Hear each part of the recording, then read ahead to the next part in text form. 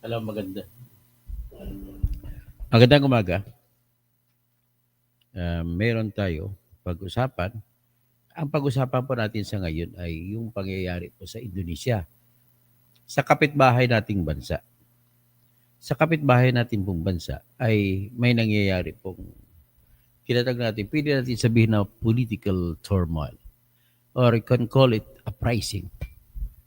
Yan po ay nangyayari po doon sa Indonesia at ang makikita mo roon ay ito parang pwede mo tawagin revolusyon ng mga Grab drivers at saka mga ibang app drivers. Mga riders, sila po yung makina na pangunahin na nag-aalsa para sa mga inaapi sa bansang Indonesia. Mga Indonesian ay kapitbahay natin, although medyo malayo-layo salita nila kumpara sa atin, but then, sila po ay mga lahing malayo rin. Kagaya natin, mga gaya ng Malaysia, katabi natin, ay pagdasal po natin yung katarungan na mapupunta po sa mga kapitbahay natin, mga Indonesians. Ang issue po sa kanila sa ngayon ay matindi. Bago ko ipakita yung mga pangyayari, nais ko muna sabihin sa inyo na ang nangyayari po doon ay naghimagsik ang mga damdamin at puso at nagresulta ito sa pagkasunog ng kanilang parliament. Ang parliament po nila, yung kongreso ko sa kanila. Ang bastos dito, naghirap ang mga tao. Mahal ang mga pagkain. Yan ang mga inflation na tinatawag na temporary pagtaas ng presyo ng mga pangunahing bilihin. Yung mga bilihin na napaka-importante sa buhay ng tao, kagaya ng kinakain araw-araw, asukal, bigas, kung ano naman pinakain. Tapos kung ano mga pangunahin, pangailangan gasolina, o kuryente, o tubig, kung ano man. Lahat po na mga pangunahing pangailangan kapag mag-artificial na tataas ang presyo. Yan po ang tinatawag na matinding inflation. At nakakasakit sa kanila yan. Tapos sila po, mga nagreklamo dyan, may mga minimum wage earners, ay tumatakbo, hindi naman lumalayo sa Pilipinas ang kanilang minimum wage doon. Kung sa Pilipinas nga maabot hanggang na kung 700 ngayon, 22 days ang trabaho sa isang buwan, so 700 pesos times 20 days, that is 14,000 plus 1 for 15,400 ang monthly sweldo na sa atin. Pero sa Indonesia, mas mataas pa nga sweldo nila pero nagwawala ang mga tao ron. Kasi hindi kagaya sa atin dito na doon talagang massive ang pagtanggal sa trabaho kasi massive nagsasara ang negosyo. Yun po ang problema doon. So kung nagsasara ang negosyo, ibig sabihin po hindi magandang pamamalakad sa Indonesia. Ibig sabihin po, failure po yung kanilang presidente doon. Si Prabowo at ang presidente nila. Tingnan natin, sino bang presidente doon?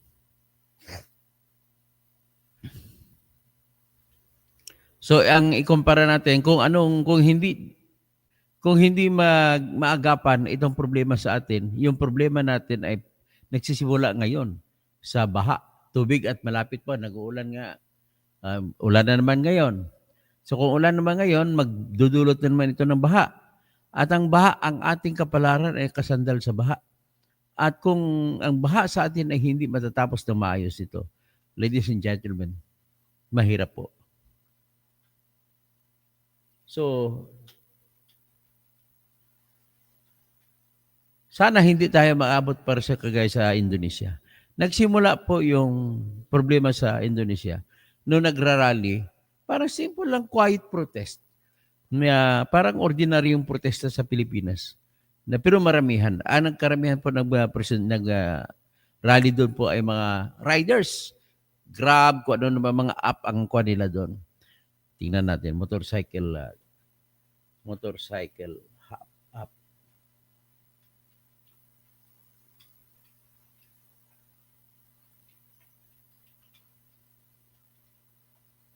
Taxi. So may Grab na taxi din siya.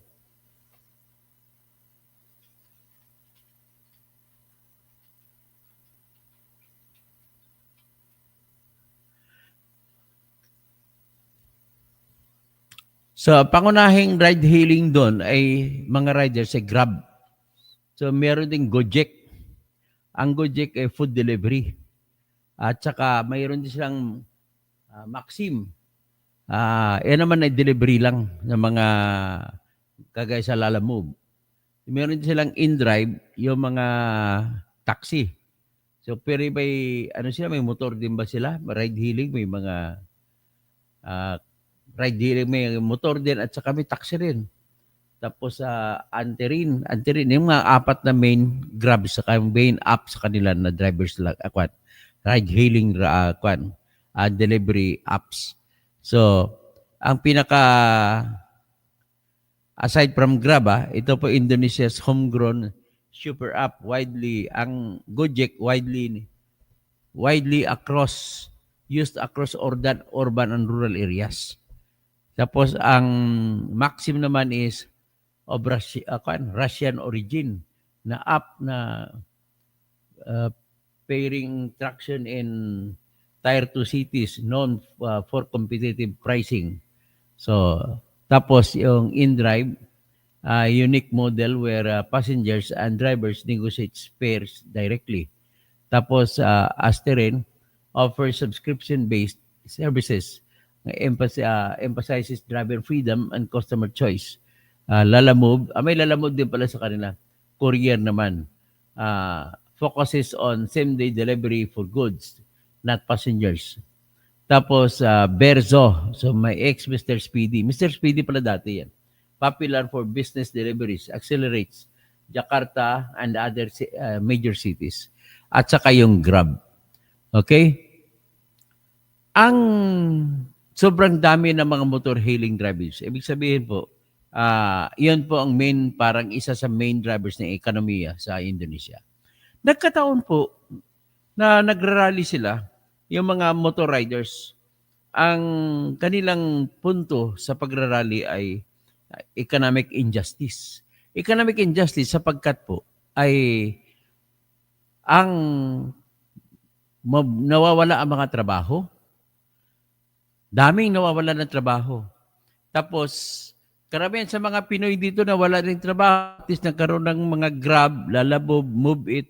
Wala. Ibig sabihin, pareho pa pala yung kultura natin talaga ng Indonesia at saka Philippines.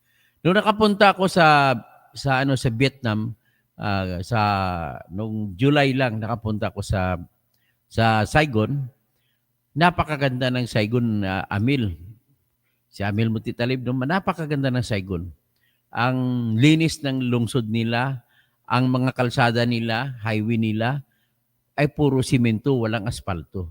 Anong ibig pong sabihin? Bilang engineer, kapag naglagay po kayo ng asfalto sa kalsada, ibig po sabihin may tinatago kayo sa kalsada.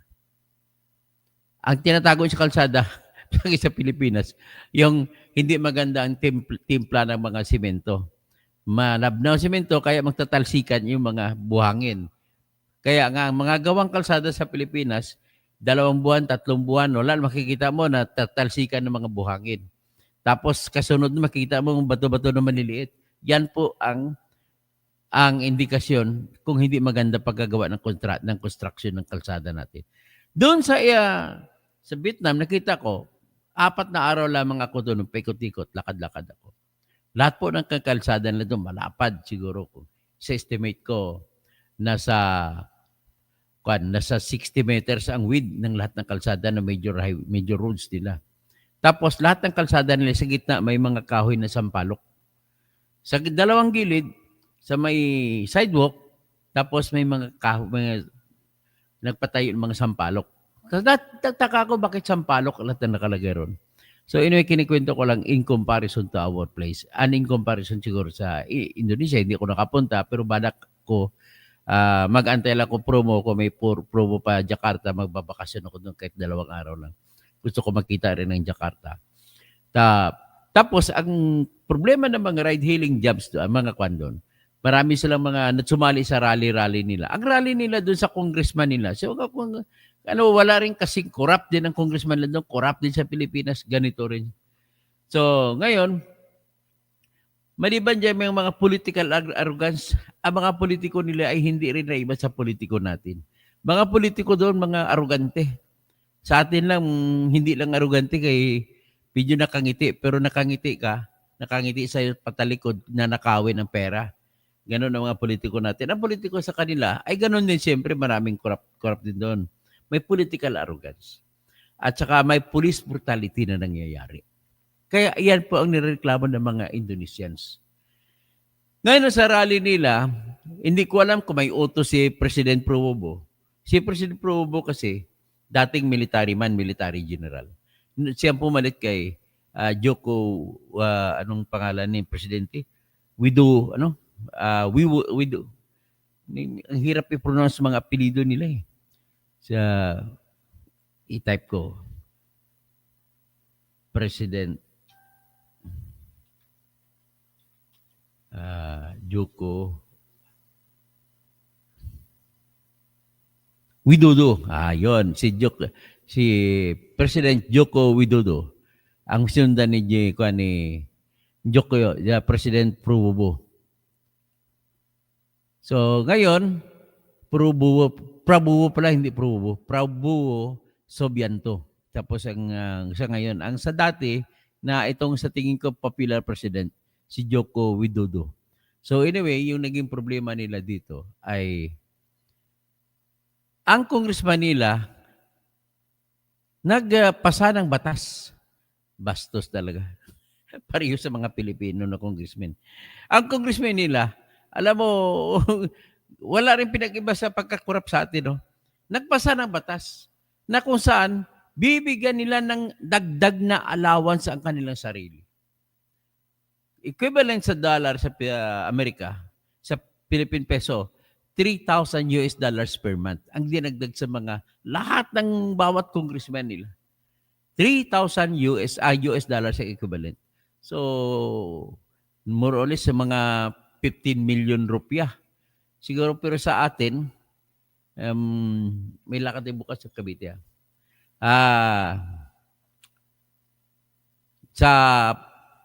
Ang kinagalit ng mga Grab drivers, mga nawawala ng trabaho, nagtipon-tipon doon sa kongreso nila, pagkatapos ay nagwala sila. Ilang araw ng biyahe ng ang protesta nila. Magandang umaga, Pastor Rodi Rabi, pa sa aking kapatid na maganda, si Astra, o si kay Jaime Aguinaldo. At tingin, Boss Toto, meron lang isang grupo mag-spark rally, baka magtutuloy-tuloy na rin galit. Yan po ang sinasabi po ni Amil Mote. Delikado, magiging Indonesia 2 tayo. So, gayon, ang kinikwento ko lang ang problema, sa totoo lang problema sa Indonesia ay hindi kagaya kasinlaki sa kan, mas malaki pa nga sa ating problema eh. Pero tataka ka to, siguro sawa na siguro mga Pinoy. Sa Indonesia, ang kinaganit nila, grabe, araw-araw sila nag-rally, mga tao, ang dami. Hindi mo na kailangan bayaran para pumunta doon ng mga nagrarally. Talagang genuine na galit. Ang dami na lang rally doon. Ang galit sila hindi kay Presidente, kay Subianto, kundi sa kung sila nagalit sa mga congressman nila. Tapos ang congressman nila ay nagpasa ng batas, sabi ko nga, na dagdag sila ng allowance nila $3,000 kada isa sa isang buwan. Doon nagalit. Nagdumami, hindi natitigil ang rally. Siguro, hindi ko maintindihan kung bakit may mga pulis. Kasi mga pulis doon, brutal din mga pulis doon eh. So, ang ginawa ng mga pulis, para matigil na yung rally, ay pinasagasaan nila nga, tumakbo yung police armored car. Pinasinangkasaan ng mga nagrarally ng mga Grab drivers, dami ng mga riders. Nasagasaan ang isang Grab driver na nasagasaan, namatay. Tapos siya na ngayon ang sentro ng pakikibaka. Nasa kanya na ngayon nakatutok ang tawag ng katarungan. O sige, pakita ko sa inyo ngayon ang resulta ha. Ito. Sana hindi mangyari sa Pilipinas ito. Pero wala tayong magagawa kung mangyayari man ito. Ito mo natitignan natin. Parang naalala ko sa Middle East, yung Arab Springs na tinatawag. na nag-umpisa sa Libya, nagsulod kamakro sa Egypt, sa Tunisia. Yon ang nangyari. Parang ganun ang nangyari. O, ito sa,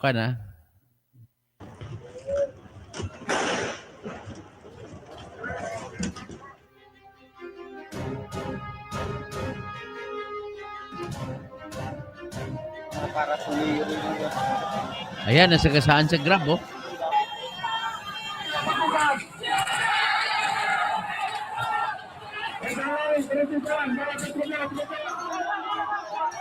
Yung mga Grab drivers, oh. Kita mo, Loy, ibang klase mga riders nag-protest sa kanila.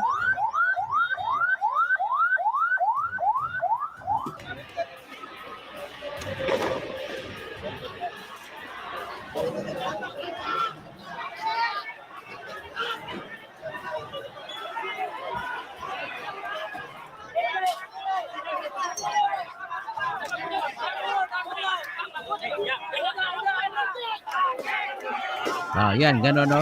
Gano'n ka chaos.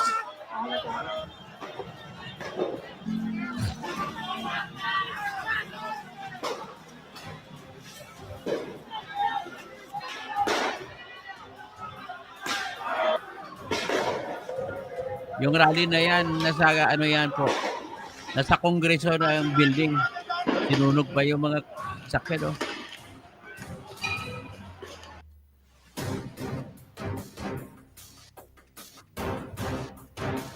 So ito, si President ay pumunta sa pamilya ni Apan. Si Apan isang driver, 21 years old, Grab driver. Sinangkasaan, patay.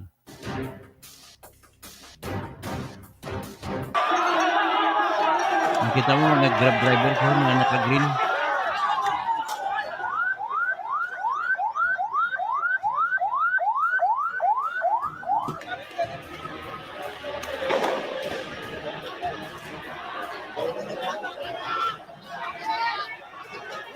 So yan po ano. Itong rally na ito, pagpatuloy lang ito. Dahil po namatay yung Grab driver na 21-year-old na si Apan.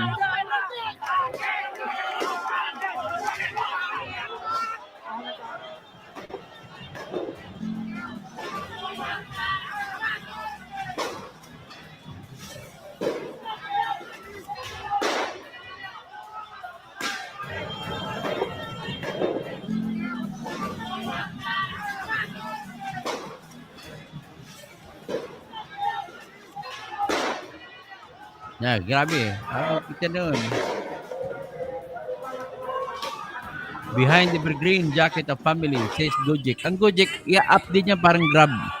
Gojek promises support to Apan's family. Gojek driver pala si Apan. Protest demand higher wages, lower taxes. Yan. Yan ang aking tinitingnan. Bakit makikita ninyo, nagdagdag dami na naman sa lahat. Mga buwis ganyan dinagdag. So, isa pong sa dahilan na protesta mga Indonesians ay yung dagdag pahirap sa mga taxes, sa mga property tax. Alam mo, bakit tinaasan pa mga property tax dito? Real property tax, tinaasan. Isa rin sa naging protesta ng mga tao doon. Ito, tignan natin itong nangyari dito sa ano.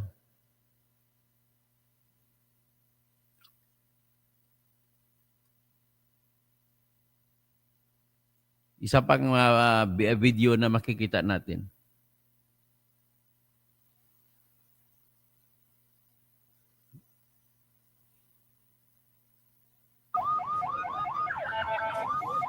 Ayan, sinunog nila yung Congress building nila. Ayan, Congress building. Tawag na Parliament. Indonesia is burning. Protests over corruption and inequality explode into nationwide chaos. Parliament buildings torched, police gates torn down, and 3 people killed in a deadly blaze in Makassar. The spark? A young driver crushed by a police vehicle. For President Prabowo, si less than a year in power, yan po yung this is the fiercest test of motor his driver rule. na namatay.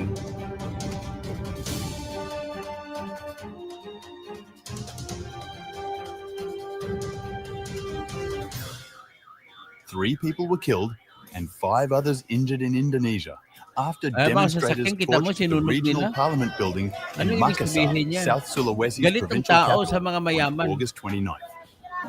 The deadly blaze marked the first major test for President Prabowo Subianto's government less than a year into his presidency. According to the National Disaster Management angin. Agency, the victims died after being trapped inside the burning council building. 2 of the injured were hurt after leaping from the flames in a desperate attempt to escape. Indonesia's state-run Antara news agency reported that several of the dead had no way out as the fire spread rapidly through the structure. The unrest first ignited earlier in the week in Jakarta, where demonstrators rallied against parliamentary allowances. Tensions escalated dramatically on the night of August 28th when a police armoured vehicle struck and killed 21-year-old motorcycle taxi driver Afan Kurniawan during a protest outside the House of Representatives. President Prabowo, who took office in October, visited Kurniawan's family on August 29th, promising accountability. I am shocked and disappointed by the excessive actions of the officers. I have ordered a thorough and transparent investigation into the death of Afan Yan Kurniawan, ang pangalan ng bata, and I Afan appeal to the Kurniawan. public to trust my government. His condolences, however, did little to calm the streets. By August 29th, Makassar was engulfed in chaos. Crowds hurled rocks and Molotov cocktails at city council offices. Vehicles were torched and the council building itself was set ablaze. Rahmat Mapatoba, secretary of the Makassar Council, told AFP the fire was unprecedented in scale. They were trapped in the burning building. This is beyond our prediction. Usually during a demonstration, protesters only threw rocks or burn a tire in front of the office. They never stormed into the building or burned it. 2 of the Galit ng victims tao. were local Galit council ng mga staff, Indonesians. another a civil servant. 2 died at the scene, 1 later in the hospital. At least 4 others were hospitalized with injuries. The violence quickly spread beyond Makassar. Local media reported that protesters torched regional parliamentary buildings in West Nusa Tenggara, Pekalongan in Central Java, and Cirebon in West Java. In Jakarta, hundreds Ano yan? massed outside the headquarters of the Nakikita mo Mobile na pati Brigade mga Corps, sakyan. a paramilitary police unit notorious for its heavy-handed tactics. Yan po ang Protesters tinatawag na hurled class firecrackers and revolt attempted to of tear the down class. gates as police responded Revolt with of the tear gas. poor. Police said 7 officers were detained for questioning over Kurniawan's death. National Police Chief Listio Sigit Prabowo pledged firm action against anyone who broke the law, underscoring the high stakes for the government.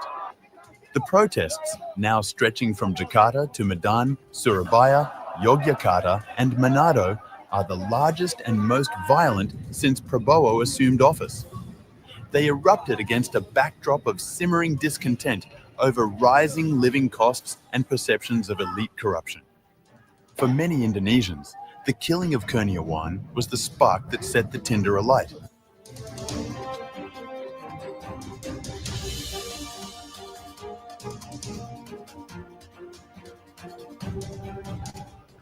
Behind the flames lies a mix of economic strain, political anger, and distrust of authority that has built up over months. At the heart of the protests are lawmakers' allowances. Reports show that 580 members of parliament receive a monthly housing allowance of 50 million Indonesian rupees. Biro mo 500 pahigit pa lang pa ang congressman sa kanila. Tapos ang allowance ng kada isa $3,000 US. That is about 160,000 or 60 times 3, 180,000 pesos a month. Or about $3,000, almost 10 times Jakarta's minimum wage, which has enraged a population struggling under inflation and stagnant wages. Gajayan Memangil, from one of the groups organising the protests, accused parliamentarians of abusing public funds. We are calling for a salary cut for parliamentarians. They are corrupt elites while ordinary people cannot make ends meet. At the same time, workers complain of eroding purchasing power. Taxes, inflation, and widespread job losses have left many struggling. Between January and June, more than 42,000 people were laid off, Naku, a ang dami ba na 32% nawalan ng trabaho? increase on the previous year, according to the Ministry of Manpower. Ride-hailing drivers like Kurniawan have been hit especially hard, facing longer hours and steeper platform deductions. Economist Bima Yudhishthira Adinagara told AFP the crisis reflected years of pent-up frustration. The problems piled up like dried hay, and the parliament lit the fire. There are problems with unfair taxes, people's declining purchasing power, and the lack of job opportunities. This is just the tip of the iceberg. The protests also reveal unease with Prabowo's economic agenda. The former general campaigned on promises of 8% growth and investment-driven expansion. Yet analysts have long dismissed the target as unrealistic. The World Bank forecasts average growth of just 4.8% between 2025 and 2027. His flagship populist policy, a $1 billion free meal program, has been funded by Nako. deep budget cuts, angering many. Ayun, no? Ay, take note. Ang solusyon niya parang kay BBM. Ang solusyon niya ay free meal program. Hindi nagtagal. Ibig sabihin, naubos kasi din ng pera nila. Hindi na-sustain. Kaya natatakot po ako. Yung ginagawa ni BBM na ng ginagawang 20 pesos yung bigas. That is pag ginamit siya ito, saan siya makukuha ng pang-utang? Tinaasan niya mga buwis. Nag-imbento ng mga bagong buwis. At kung gano'n, ano ngayon ang mangyayari? Pag samantala makikita mo yung mga negosyo ng pangmayaman, mga mayaman na kumukurakot sa mga kontrata. Hinahayaan lang, hindi ba? Yun po ay mga pwede kong tawagin na ito po ay mga pwede mo sabihin na mga gasolina na pwede magbibigay ng apoy para sa pag-aalab ng mga damdamin ng mga Pilipino. At the same time, new ventures such as the multi-billion-dollar Danantara Sovereign Wealth Fund have stoked fears of elite capture. Nako, Sovereign Wealth Fund. Meron din tayo Sovereign Wealth Fund. Sovereign Wealth Fund, isa rin sa dahilan kung bakit nagalit ang mga Indonesians. Itong Maharlika Sovereign Wealth Fund natin, ibig sabihin yun, titingnan ninyo ngayon kung ano mangyayari sa buhay natin. And corruption. The violent protests Ano kasi, Sovereign Wealth Fund, kagaya rin yan sa Malaysia na 1 MB na nag-corrupt din. So ganun din, ibig sabihin magkaroon din ng corruption din sa Philippine Sovereign Wealth Fund, yung Maharlika Fund. Tatype ko anong pangalan ng Sovereign Wealth Fund of Malaysia. Yan ang unang pumutok eh.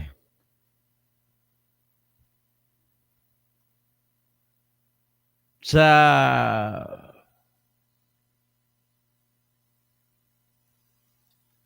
yung Malaysia yung nakulong kinasuhan yung Sikwan ang pinalitan ni ang sumunod kay Mahathir. Ano pangalan nung na yun?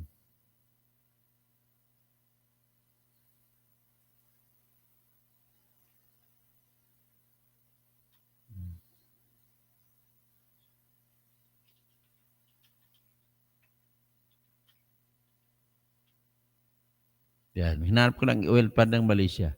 1MDB, Malaysian Development Berhad. It was Malaysia's second sovereign wealth fund, launched in 2009 under then President Prime Minister Najib Razak, with the stated goal of driving strategic development through global partnership and foreign direct investment. But instead of becoming a national asset, 1MDB became the centerpiece of one of the largest financial scandals in history. What was AMDB supposed to do? Ang objective sana nito ay to promote long-term economic development by investing in energy, real estate, and tourism. Structure wholly owned by the Ministry of Finance with Najib Razak as the chairman or its advisory board. So, initial projects, Turn Razak Exchange. Tapos, Brandar Malaysia, energy acquisition in the Middle East and Central Asia. Tapos, what went wrong? Between 2009 and 2014, over $4.5 billion was allegedly misappropriated from one MBD through a complex web of shell companies, offshore accounts, and fraudulent joint ventures. Key figures si Joe Lau. Joe Lau, ito yung yung financier ni ni Najib Razak, mastermind, at nagtatago sa ngayon. Grabe, $1 billion ang nakuha niya. Tapos nagbayad ang sa insurance ng Goldman Sachs $5 billion in global penalties dahil po naggarantiya sa doon. So infamous uses of funds financing the Wolf of Wall Street, luxury real estate. Ito kasi nagpapakita sila kung magaling sa kuno ng mga trade, parang trade expert, kagaya yung sa kay Wick Valera sa kay Wick Veloso sa GSIS na nagpatalo $800 million pesos. Sinugal niya 1 billion pesos sa gambling app. Si yung sa atin sa GSIS, si Wick Veloso, natalo ng 800 million pesos. So ang pera ngayon ng pang-pension ng GSIS sa pensioners ay delikado. So yan po. So tinitingnan ko na sana hindi tayo magaganito. So nakikita ko ang kapagparehas ng sitwasyon doon sa Indonesia, sa Malaysia at saka sa atin. Reaction to a single tragedy. They reflect frustration with entrenched inequality, distrust of institutions, and fear that Prabowo may revert to authoritarian habits from his military past. Observers warn the president must tread carefully. Maid Supriyatma, visiting fellow at Singapore's ICS Yusof Ishak Institute, said symbolic steps were urgently needed. If I were the president, I'd remove the national police chief from his post. The people need a symbolic gesture from him. Ayun. The government's room for maneuver is Malaki pagpil pala sa mga tao. Kailangan ilagay mo kailangan popular ang police chief. Yan ang kasabi dito. Kasi police abuse, police brutality. So, there is only one way in order to diffuse the tension kung police brutality ang issue. Change the police, the chief of police. Ang sa atin naman, iba, yung police chief na maayos ang reputasyon sa tao, tinatanggal, baliktad. Hindi ko alam saan pupunta. Ito tayo. O yan. narrowing. On August 29th, the Jakarta Stock Exchange closed down 1.5%, while the rupiah fell 0.8% against the dollar amid investor jitters. The protests have already prompted the Singaporean embassy in Jakarta to urge its citizens to avoid large gatherings. Meanwhile, demonstrations continue to spread. In Surabaya, protesters stormed the governor's office compound, torching vehicles and tearing down fences. In Medan and Manokwari, students and motorcycle taxi drivers rallied with demands ranging from wage hikes to the dissolution of parliament. Calls are now mounting online for another mass rally outside Parliament in Jakarta next week. For Prabowo, the stakes are enormous. Critics say he must prove his administration can deliver both justice and economic relief without resorting to authoritarian tactics. Whether his call for calm can halt the wave of anger remains uncertain. For now, the flames that engulfed Makassar and spread across Indonesia symbolize a nation in turmoil and a presidency facing its fiercest trial yet.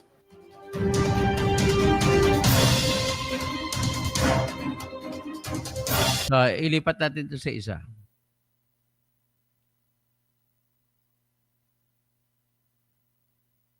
Ito pa isa. Ayoko lang na maulit sa Pilipinas yung nangyari doon. Violence on the streets of Jakarta. Friday night saw more protests and anger against a range of cost of living related issues.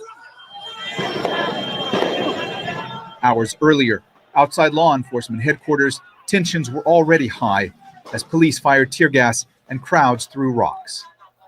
The demonstrators had gathered to demand accountability for the death of a motorcycle taxi driver, Afan Kurniawan. He was killed the previous day after being run over by a police vehicle during demonstrations that also turned violent. In a recorded video address, Indonesian President Prabowo Subianto called for calm. Saya atas nama pribadi dan atas nama pemerintah Republik Indonesia. In this situation, I call on the public to remain calm and to trust the government under my leadership. This government will do its best for our people. All public grievances will be heard and followed up. I also call on the entire Indonesian nation to stay vigilant against elements that are always trying to create chaos. Let me emphasize to all citizens, such actions do not benefit the people, do not serve society, and do not help our nation. On Thursday, outside the House of Representatives, protesters demanding an end to high payments to politicians, low wages, and mass layoffs fought with police who attempted to disperse them. Political analysts say those issues and more are causing outrage in Indonesia, where tens of thousands of people, including students and workers, are protesting in Jakarta and other cities. What happened has been a culmination of months of not only economic but also political frustration all over the country. As you said before, we are in the middle of worsening economy, collapsing job market, where thousands has been laid off. And instead of compassion, these people are continuously met with indifference and even sometimes tone-deaf and insulting responses. Hundreds of people gathered for Kurniawan's funeral. Among them was Jakarta's chief of police. On behalf of the police institution, we extend our deepest condolences. The victim's family has also asked us to take firm action and seek justice. Of course, we will act professionally and process the perpetrators involved in last night's incident. For many of the mourners, though, a palpable sense of sorrow and dismay. We are very disappointed in all law enforcement agencies, especially the police chief. Please pay attention to this. These drivers are also human, as well as commoners, as said by our lawmakers. We are very sad that one was hurt, and we all felt it. Leaving many to wonder if this death will only add to an already long list of grievances and lead to even larger demonstrations. Muhammad Jamjoom, Al Jazeera. Don't miss out and Rest get in the peace. full picture. Subscribe to Al Jazeera Rest in for peace, Afan. reliable news and expert insights. Like, share, May God bless you. stay ahead. So, ito may pakinap Violence sa inyo on the sa- streets of Indonesia after a motorcycle taxi driver is run over and killed by police. The president has apologized and appealed for calm, but protests continue. What's driving the anger and how will the government respond? This is Inside Story.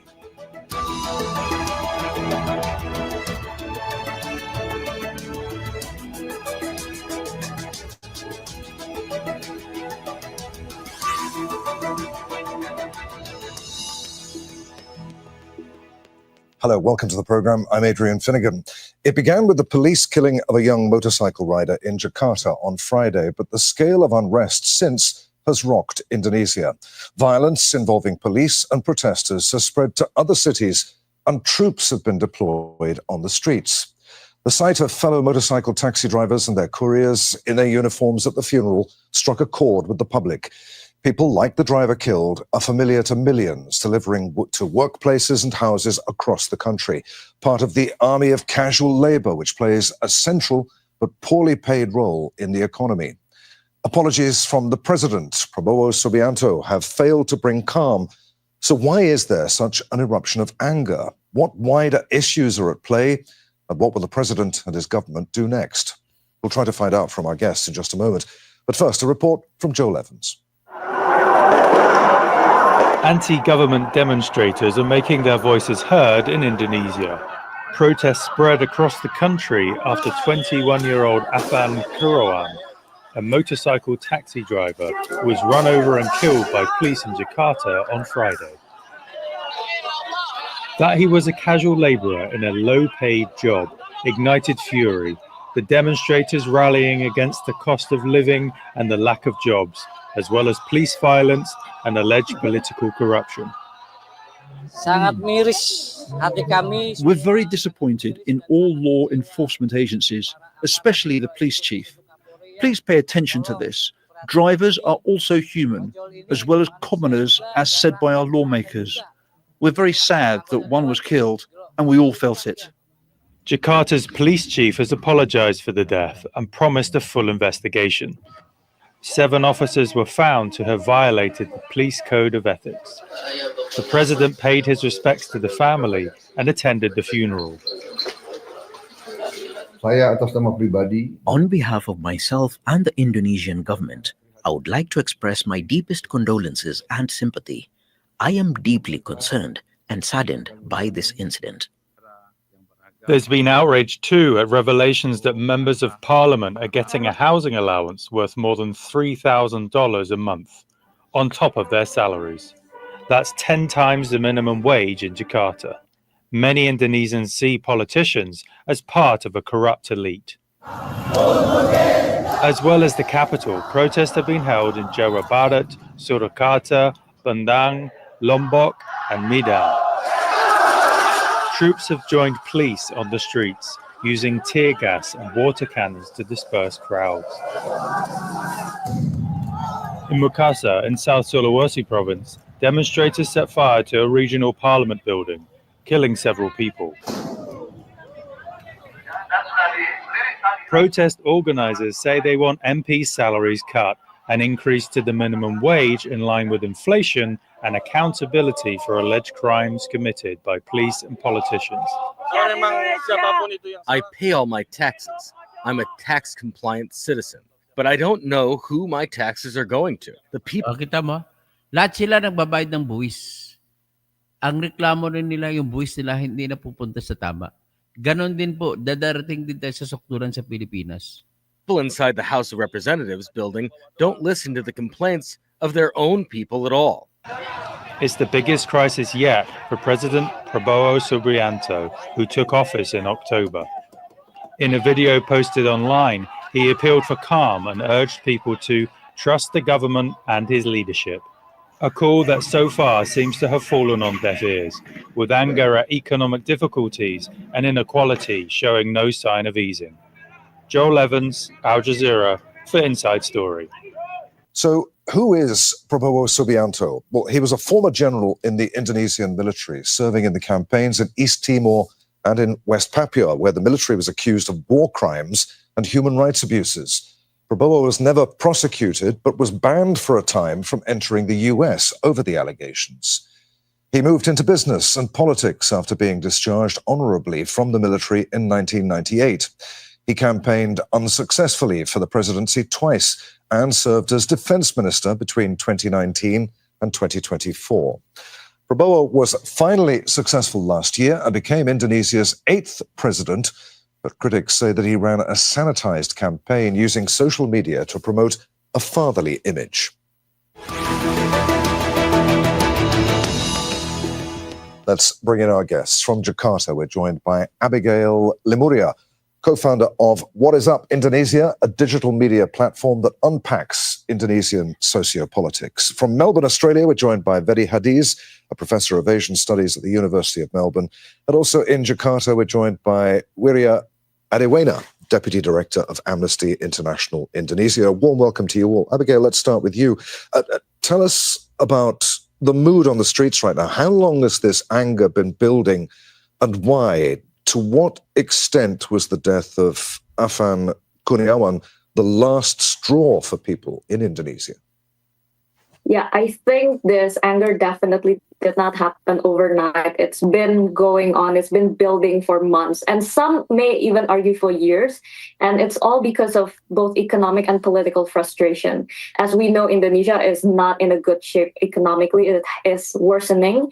We're experiencing sort of a collapsing job market as well, where thousands has been laid off and there's a lot of unemployment. And instead of a helpful and compassionate response from their leaders, these people are continuously met with policy that worsen the situation. For example, an increase in tax that were attempted multiple times. And not only that, they were also... Grabe Bongbong, makinig kayo.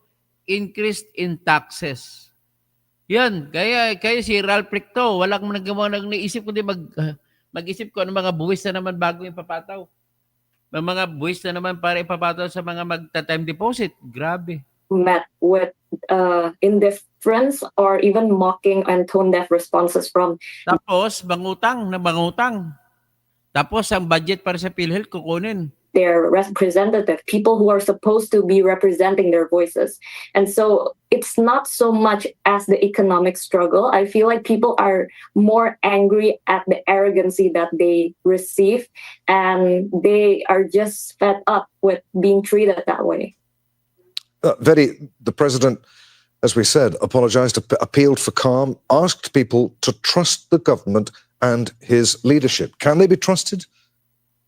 Well, he may have said that, but more recently, he has instructed the chiefs of the police forces and the military forces to respond decisively to the public unrest, saying that the unrest has caused a lot of damage to public infrastructure.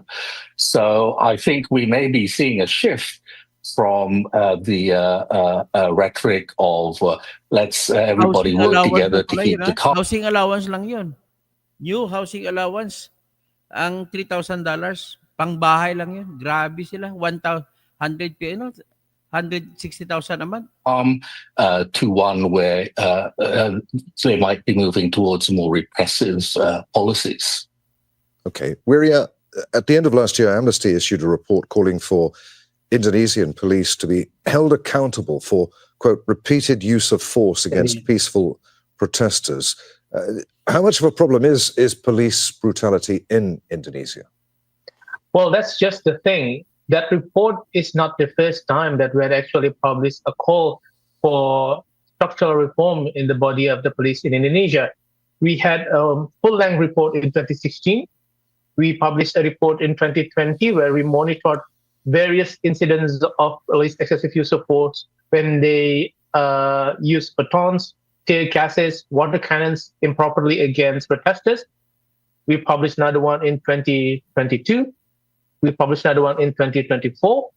It seems to me that most of the things that Amnesty International Indonesia is doing is just watching the police, because so many human rights violations are conducted by police when they are facing demonstrators.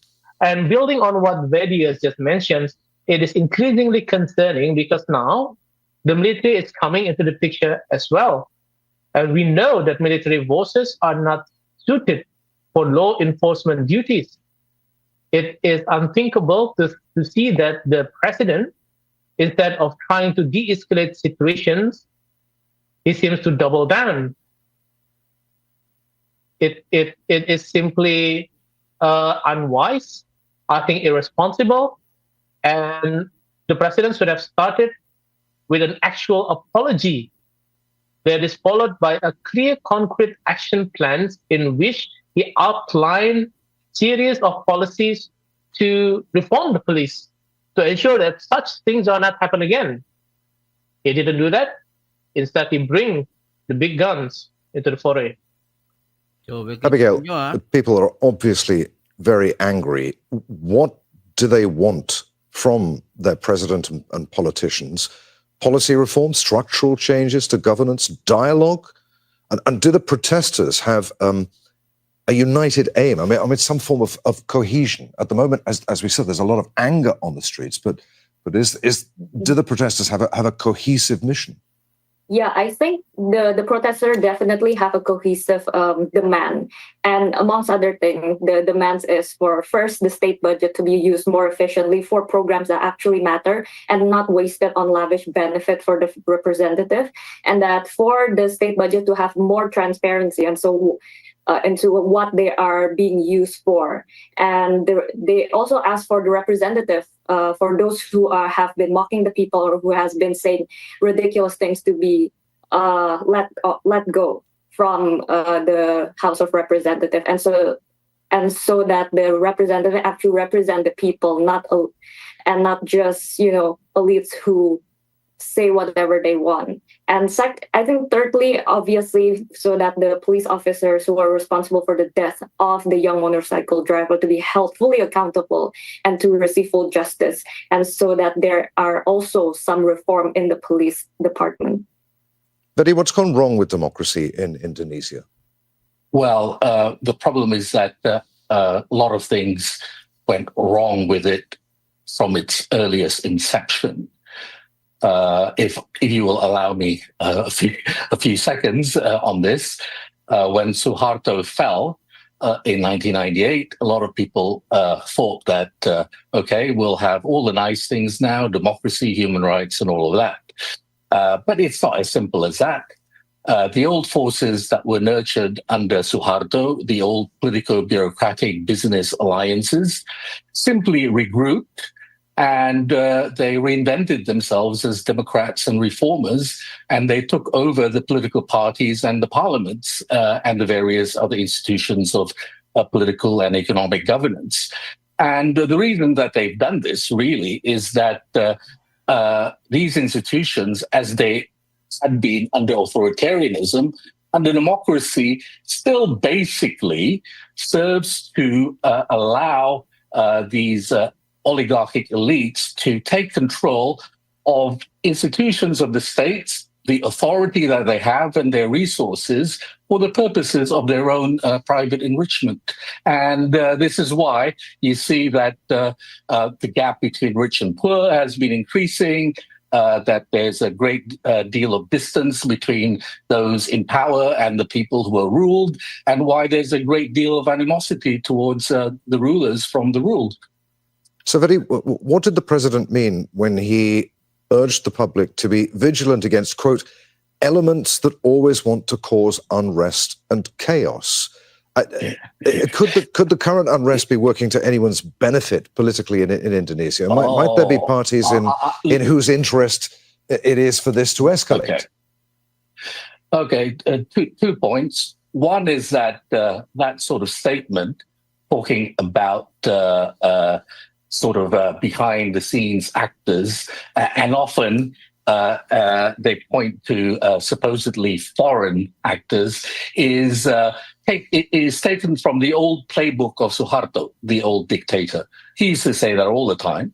Whenever there was any public unrest, he'll say that there's some foreign interest behind it. And that is something that politicians and generals continue to say in Indonesia.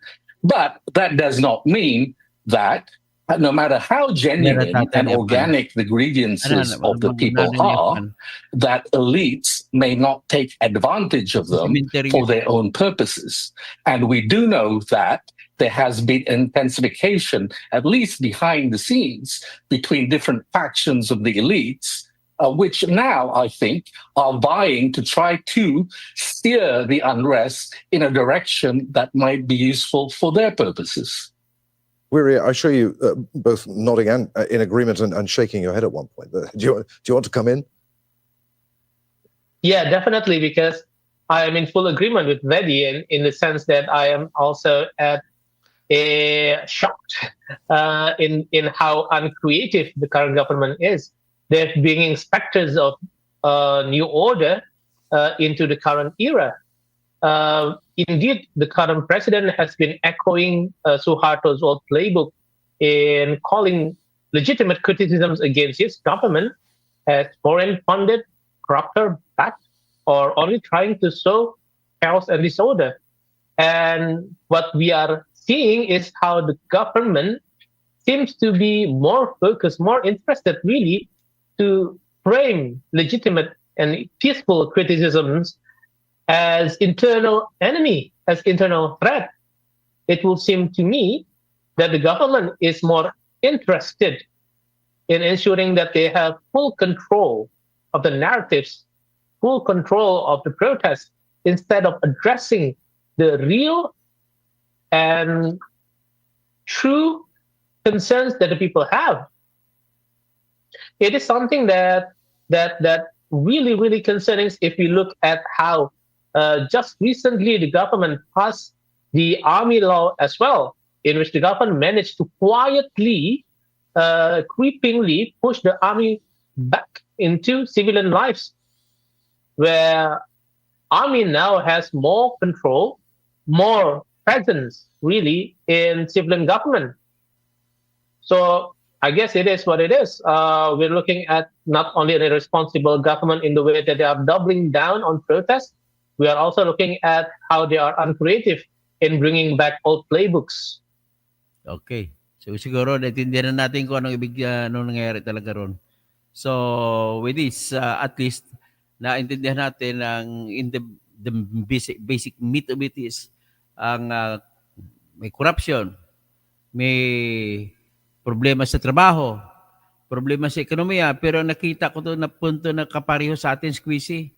Yung bigyan mo ng ayuda, naubos, tama ka, naubos ang ayuda.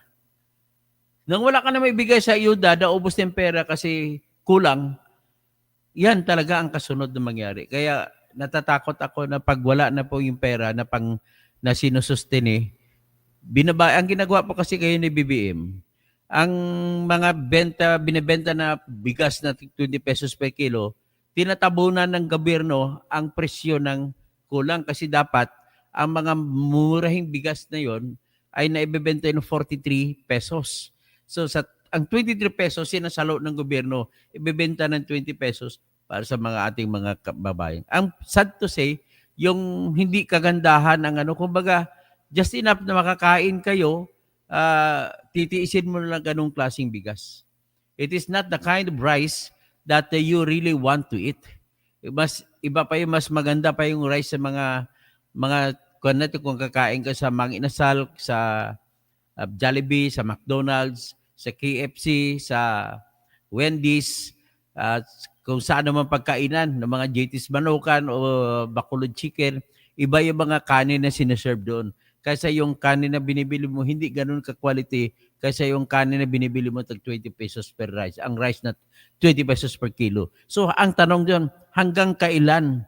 Ang target kasi nila, hanggang December 31, 2025, ay bibigyan ng pundo para masustene ang pagbebenta ng 20 pesos per kilo.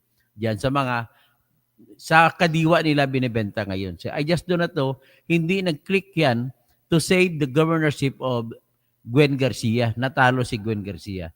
And tingnan nyo, nakarang election, doon na nila nilatag ang 20 pesos per kilo doon sa Cebu, pero hindi pa rin sila nanaog sa mga Cebuano. Ang mga Cebuano hindi na nadala sa 20 pesos per kilo na bigas. At lalo pa doon sa parting Mindanao, 90% of the votes were given by the people of Mindanao to the Duterte-supported candidates in the last election. Kaya nga nanalo si Aimee, nanalo pa rin si Villar, kahit na sub-sub sila sa survey. Sa survey, tumatakbo sila 16%. Number 16 to number 17. At bigla silang bumulong pataas nung inalsa ni Sara Duterte ang kanilang kamay. So that is the picture of our government. Why they are clinging to the Dutertes? Because the people in Mindanao are seeing hope better in the Dutertes than in the government of BBM. So ngayon, nakikita naman natin ang cracks within the BBM itself. Tapos isa pag napansin ko ron, yung police brutality sa kanila. So ang kanila ngayon na solution is tinanggal ni President Subianto, ang Prawobo Subianto, ang kanilang National Police Chief. Sa atin naman, kasi pangit. Kumbaga, kung magbibigay ka ng solution para sa mga problema pang bansa to ease down the tension among the people, meron kang tinatawag na symbolic move. So, ang symbolic move doon, palitan mo yung masamang tinitingnan ng tao na masamang police chief, pinalitan. Sa atin naman, kung sino yung tinitingnan ng tao na epektibo sa mga 911 yan, lahat ng mga trabaho dyan, tinanggal. Yung pala, may ang kwento sa likod is, number one, maraming kwento.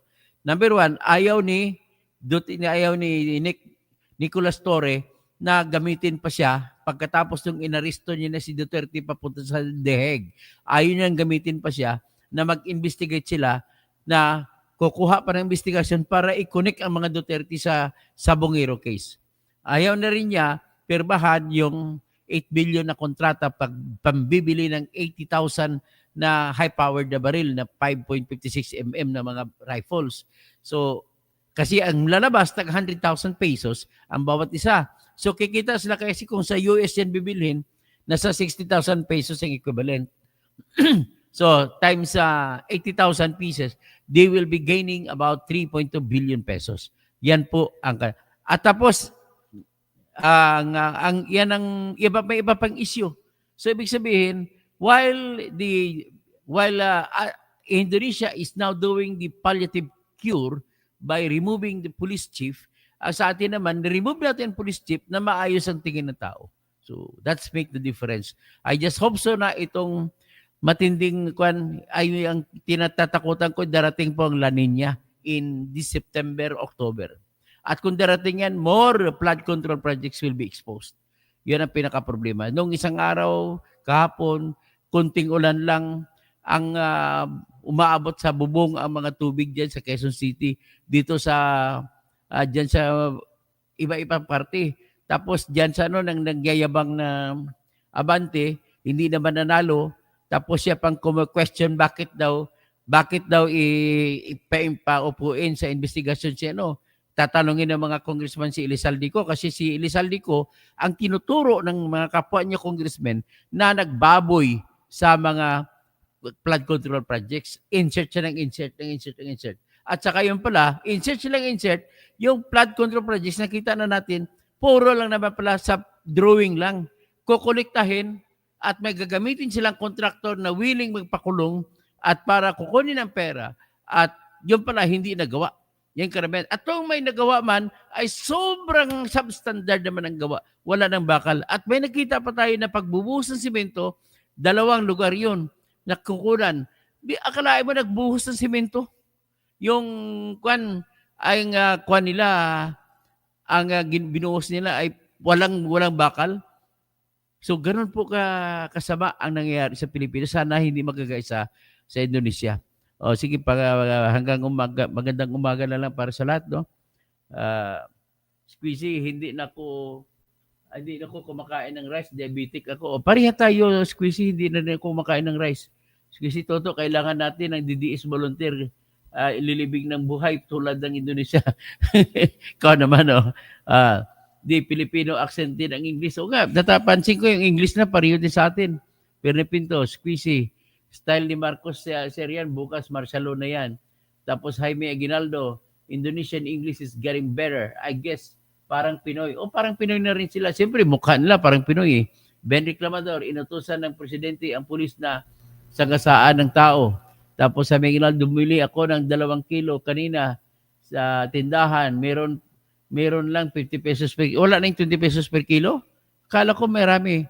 Ben Reclamador, human rights violator pala ang presidente nila. Parang si Duterte lang yan na walang pinapakialam sa buhay ng tao.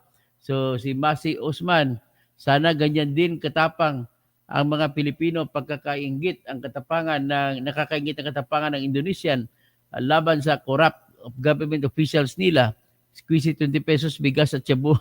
Jaime Aguinaldo, 4.8 million Indonesian migrant workers abroad 2023 Malaysia, Hong Kong. Mas marami ang OFW natin siguro kaya ngayon nasusustain yung ating ekonomiya dahil sa ating mga Pilipino OFWs. Pasalamat talaga tayo. So sabi naman, Jaime Aguinaldo, 12 times na mas mataas ng sweldo ng kongresista ng minimum wage, 21K versus 250K. Ayun. Yun nga. Hindi ahos. Ang pinaprotesta ng mga tao ron ay yung housing allowance na 3,000 US dollars. Si Pexo 925 Marcos, mahiya naman kayo. Mang Juan, magagalit na naman tayo. Tapos si Squeezy, wala silang maraming OFW di tulad. Tama po kayo. Paswerte talaga tayo, may OFWs tayo. Pexo 925, the audacity of these chiefs we have in our government to be robbing what they have stolen from us in front of our faces. And shame on us if we do nothing. Kaya nga magpapasok dito, mag-apply po dito yung tinatawag na doctrine. Doctrine ni ng politician. Sabi niya, for evil to triumph, it takes good men to do nothing. So yan ang mangyari. Ang mga Pilipino doing nothing. So naubos ng ayuda. Magugutom na talaga yan. So masabayan ng baha. Naku, delikado. That is another Indonesia too. Just office.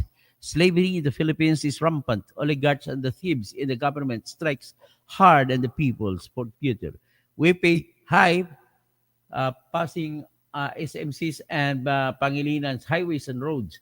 They own it. Ang problema ngayon, kalsada natin, puro na lang, ang magandang kalsada natin, puro na lang tollgate. Akala mo, alam mo, pag pumunta ako sa Pampanga, sa Baguio, pumunta ako sa South, sa Laguna, sa kung saan, sa Bicol, pareha lang ang gastos mo sa gasolina at saka toll. Ngayon, ang ginagamit ko po ay hybrid. Gasolina at saka electric. So, mas mataas pa po ang gastos ko sa toll gate kaysa gasolina. Yan ang problema natin ngayon. Squeezy, totoo, hanap ka ng DDS volunteer. Hindi, yung mga volunteer ng BBM ang hanapin natin. Lalo si Sale, gusto ko ganito, sorry kung kasalanan man, sana'y lusubin ng mga tao at kunin ng mga gamit ng mga korap na politiko. Alam mo, ang isang hindi ko napansin na i-promote dito, yung mga nagpo-protest ay nag-resort na po sa hindi ka nais-nais. Pinasok po yung mga bahay ng congressman nila at kinuha yung mga gamit. May mga kama, may mga aparador, may mga refrigerator, kung ano-ano. Yan po nangyari kanina. Squeezy, kay Marcos Senior Notriban, alam mo, naalala ko yung Notriban noon eh. Kapanahunan, pareho pala tayo Squeezy Notriban boys eh. Notriban, Notriban babies. Squeezy, mas malaki na ikaw ng mga yan sa flood ghost projects at pork barrel, hindi alam ng mga Indonesia. Buti mga Indonesia, walang flood. Squeezy, pag sinunog ang Senado, mag-amoy Duterte. Galit na galit ka talaga kay Duterte, Squeezy ha. Ben Reclamador, nagsawa ng mga Indonesian kasi $1 trillion ang ekonomiya nila pero mahirap ang bansa pa rin. Rodi Ravi Pastor, gulpin natin ang mga kurap na congressman at senador ng Pinas at nakawa ng mga tao kay mana ng mga, alam mo yung mga nepo baby, dapat yan pagkatayan, di ba? Yung mga ninakaw ng tatay at nanay nila sa mga Pilipino ay dapat hubaran sila. Nunoy tayong mayong aga toto daw wala na tulogay. How? Ay, mayroon pa naman tulog. Simple lang. Rodi Rabi, dapat gawin ito dito sa Pilipinas ginagawa. Naku, mag-aklas sa mga tao. Kasi mag-amok talaga dyan. Just Office, dapat sana attorney, yung GOCC, hawakan mismo ng gobyerno tulad ng kay Marcos Senior, water and electricity na papahirap ng tao sa tambayan. Kailangan ng ang problema natin kapag yan ang mawala. Versatile Matt, hello po katoto. Watching from UAE. Wow, ang dami ng Pilipino sa UAE. I will really find the time to go to UAE. Kasi ang kagandahan sa UAE, ang kagayahan sa UAE ay ang nag-design po niyan ay Filipino architect. Nag-design ng total city. Dubai. Yan. Skyline. Photos.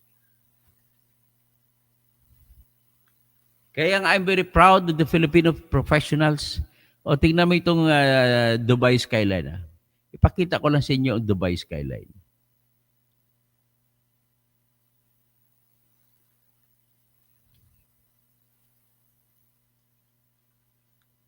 Para naman maikumpara natin ang pag-unlad ng Dubai kumpara sa Maynila.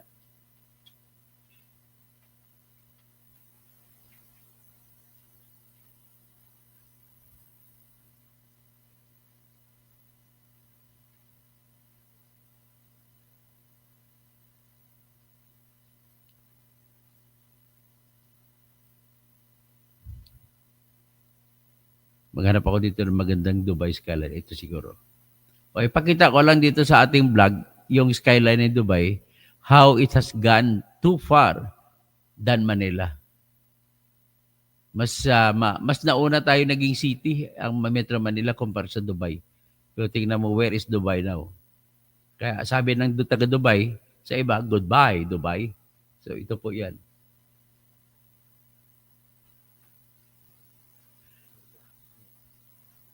So, tingnan nyo ang Dubai, ang laki ng pinag-iba talaga. Sobrang ganda ng Dubai kumpara sa Manila. Kaya ang dami mga Pilipino ngayon doon. So, diyan na po ako talaga believe kung paano. Ibig sabihin po, maayos ang gobyerno nila. So, yan na po ang ating nakikita dito. So, with that, I'm greeting you good morning. mamaya tayo, matutulog naman tayo at mamaya naman po tayo magbablog ng mga magaganda. Kasi unhappy, grabe po nangyari sa Pilipinas, kakalungkot, opo. Squeezy, hindi nakukumain ng rice. Paris po tayo na hindi na rin nakukumakain ng rice. Let me share to you. Let me share to you my food. Kung makakain ako ngayon bago matulog. Ano yan? Squeezy, ito po yung paborito ko, Wendy's na Caesar salad. Yan, kinakain ko talaga. So, ganun po ako, Squeezy. Maraming salamat po, Adrigan, sa lahat. Magdasal po tayo para magkaroon ng divine intervention, gagandang buhay ng Pilipino. So, hanggang dyan lang